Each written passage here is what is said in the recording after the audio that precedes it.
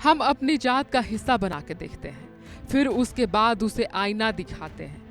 मरहूम शायर के इस शेर की तपिश आज उनका अपना ही परिवार महसूस कर रहा है। पूरी उम्र कौम की तरफदारी करने वाले और 3 तलाक कानून को मजहब में दखल बताने वाले अदीब की अपनी ही बेटी आज उसी सरकारी कानून की पनाह में खड़ी है जिस समाज को उन्होंने हमेशा पाक साफ बताया। आज उसी समाज के एक दामाद ने उनकी लाडली के वजूद को 3 लफ्जों में समेट कर सड़क पर फेंक दिया। ये वक्त का दिखावा वो आईना है जिसमें अक्स लहूलुहान नजर आ रहा है। सो जाते हैं फुटपाथ पे अखबार बिछाकर, मजदूर कभी नींद की गोली नहीं खाते।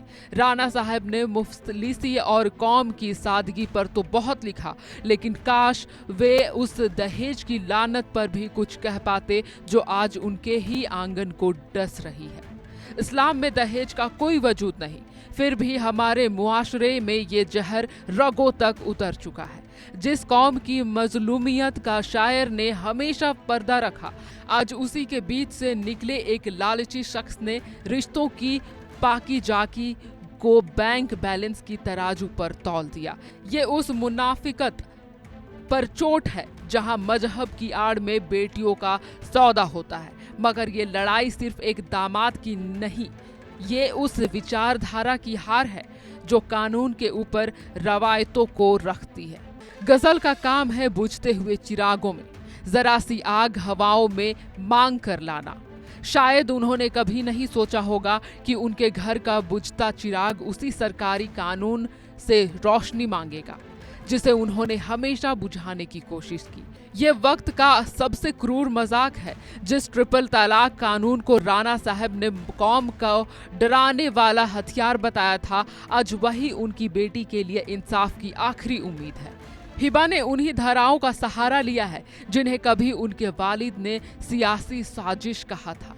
शायर की तरफदारी आज अपनों के ही जुल्म के सामने बेअसर साबित हुई है। घर में सब खैरियत है, बस एक बेटी की कमी है, बाकी तो जो कुछ है वो सब खुदा की देन है।